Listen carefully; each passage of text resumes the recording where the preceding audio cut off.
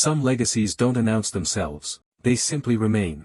Welcome to a tribute from Hollywood, where we honor American stars we've recently lost and celebrate extraordinary figures from across the globe. If these stories resonate with you, your support helps keep these memories alive for others. The word spread gently, much like the music itself, unadorned, honest. David Allan Coe had died at 86. For most people, that name never belonged in Nashville's shining corridors. It belonged somewhere on the outskirts, in the shadows just beyond the gate. And truthfully, that's probably where he felt most at home. Nothing about him was ever calculated. You could feel it immediately. You Never Even Called Me by My Name drifted through radio speakers in the mid-70s, a song that started like a punchline and ended like a wound. Underneath the humor was something genuine, quiet defiance, a dull ache. By the time the 80s arrived, his songwriting had already traveled further than his reputation.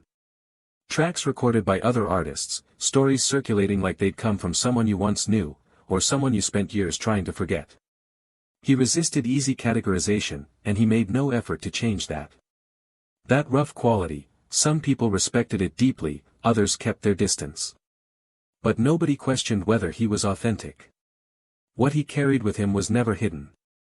Incarceration, rough stretches, a biography that didn't trace any recognizable arc.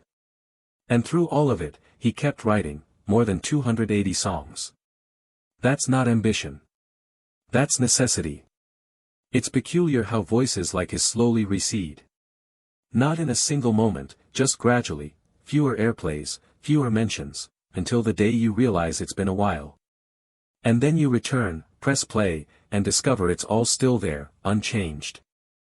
The news didn't feel like something happening to a stranger. Naomi Judd was gone at 76, and for those who had grown up alongside her music, it hit somewhere personal.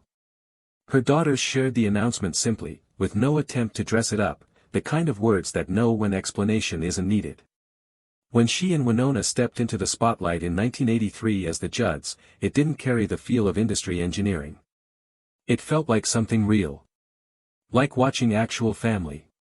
Songs like Mama He's Crazy and Why Not Me weren't just chart successes.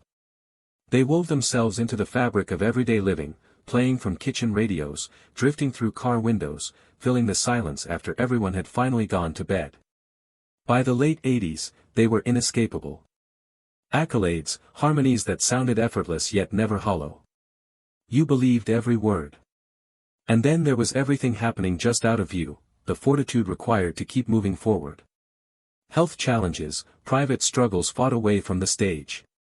She bore those with a composure that never sought recognition.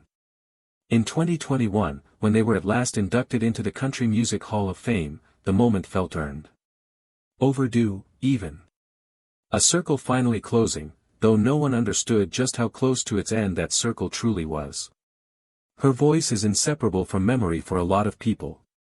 It's connected to someone, a mother, a daughter, an era that can't be fully revisited. And perhaps that's what endures. Not just the recordings, but the places in our lives where they once lived.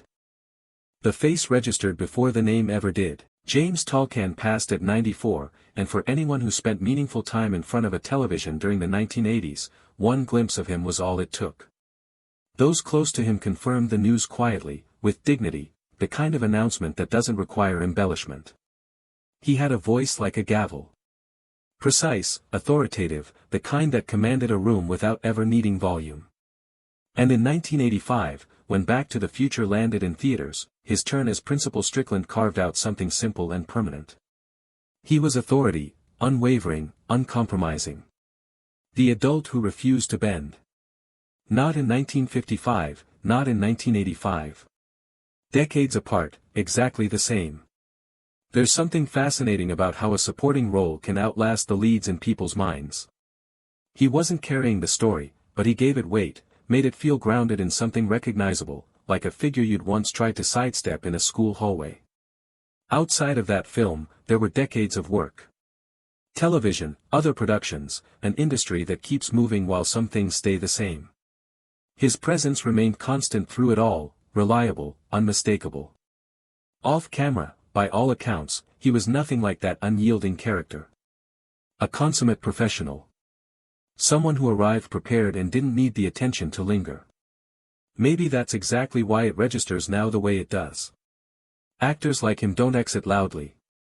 They ease into the background of memory, the same way they inhabited stories, still present, just slightly further from view. There are people who never demand the room's attention but somehow leave a deeper impression than anyone who did. Christopher Cross was never that person filling every space he entered. Not as a child growing up in San Antonio. Not as a teenager discovering the guitar in a world that seemed to prize boldness over thoughtfulness. He was the observant kind, quiet, attuned, the type who caught what others overlooked. Music wasn't about performance for him, not at first. It was sanctuary. A way of moving through the world feeling slightly less alone.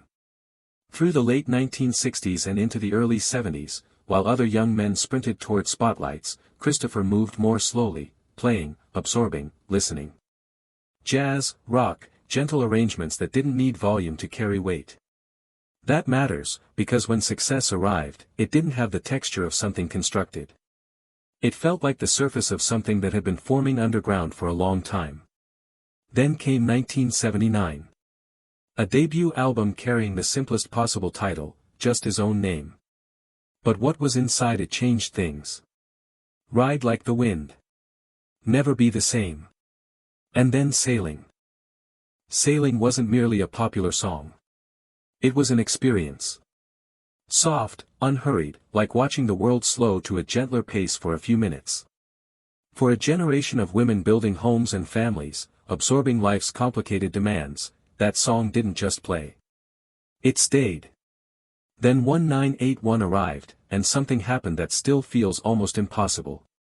At the Grammy Awards, Christopher Cross accomplished what no one before him ever had: Album of the Year, Record of the Year, Song of the Year, Best New Artist. All in a single evening. It should have been the launchpad for something unstoppable.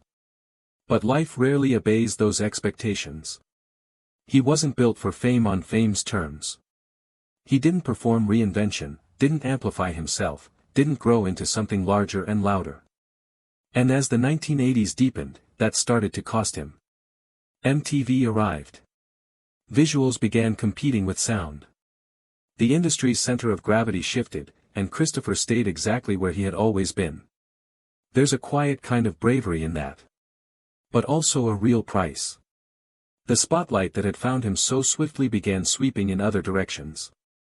And for someone who had never hunted it down in the first place, that departure felt less like failure and more like being ushered out of a room that had never quite fit him anyway. But here is what rarely gets mentioned. He didn't stop. Through the shifts, through the silence that followed all that noise, he kept writing, kept recording, kept returning to the thing that had always mattered. The music itself. Not the machinery around it.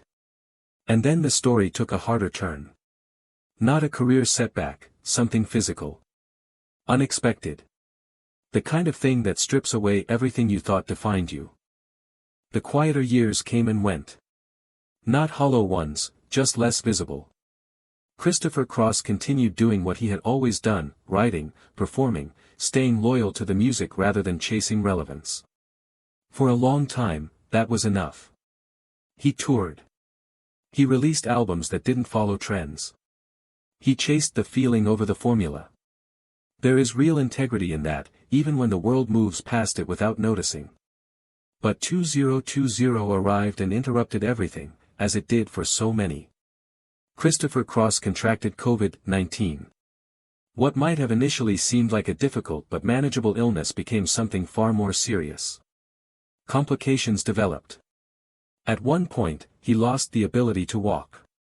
Sit with that for a moment. A man whose entire existence had been organized around physical and musical movement, hands finding chords, body connected to rhythm, suddenly unable to stand. Moments like that don't just damage the body. They reach deeper, into the parts of a person that give their life its shape. No audience present for that. No applause. Just long, uncertain days and the quiet question of whether things could ever return to what they had been. He talked about it openly. No dramatization, no performance of resilience, just honesty. Recovery came slowly, unevenly. It required time, patience, and something harder to name. The same stubborn stillness he'd had as a young boy sitting alone with a guitar, unsure if anyone would ever want to listen. That quality hadn't left him. Gradually, he found his footing again. Not all at once. But enough to stand, enough to play, enough to remind himself and everyone watching that what was most essential had survived. And when he returned, he wasn't trying to prove anything. No dramatic comeback arc, no attempt to recapture a moment from decades ago. Just presence. The Christopher Cross performing today is not the young man standing beneath Grammy lights in 1981. And he doesn't need to be. Because for the women who listened to him then, while raising children, navigating love and grief, building lives that drew no standing ovation, his voice still holds something recognizable. Something that doesn't waver. Sailing still plays. And it still lands the same way. Not because time held still, but because certain emotions don't fade with age. They just settle into something deeper. He shows up. He connects. Imperfectly, honestly. And maybe that was always the real story, not the accolades or the arc, but the decision to keep going. Even in obscurity. Even when the body resists. Even when the person the world remembers no longer matches who you've become. That kind of strength doesn't photograph well. But it's more real than most of what does. Listen closely, and it's still there, in the voice, in the silences, in the space between notes. Not performing. Just present. Some voices don't ease into a room. They take it over. When Charlie Daniels passed at 83, it felt as though something irreplaceable and electric had left with him. His team in Nashville confirmed it plainly, no elaborate tribute, no lengthy statement. Just the truth, delivered in the spirit of the man himself, unvarnished. If you were alive in the late 70s, you remember the exact moment The Devil Went Down to Georgia reached you. That fiddle, blazing, relentless, like nothing else sharing airspace with it. Country at its core, but carrying something larger, volume, rebellion, a refusal to be contained. By that point, he had already spent years earning his place in the music world. Sessions, road bands, endless nights traveling between cities, a career assembled through persistence rather than handed down. And somewhere along that road, he helped lay the foundation for what would become Southern rock. Not in any clean or deliberate way, but organically, in the way music forms when someone is simply being honest. He never appeared to be chasing a fit. You could hear that in the texture of it, everything leaned a bit harder than expected. Off the stage, a different pace, grounded in conviction, close to family, someone for whom life and music were never separate categories. It's an odd thing, how a sound like his doesn't truly leave you. You may not return to it every day. But it holds a place in memory, steady and waiting. Ready to find you again when the moment calls for it.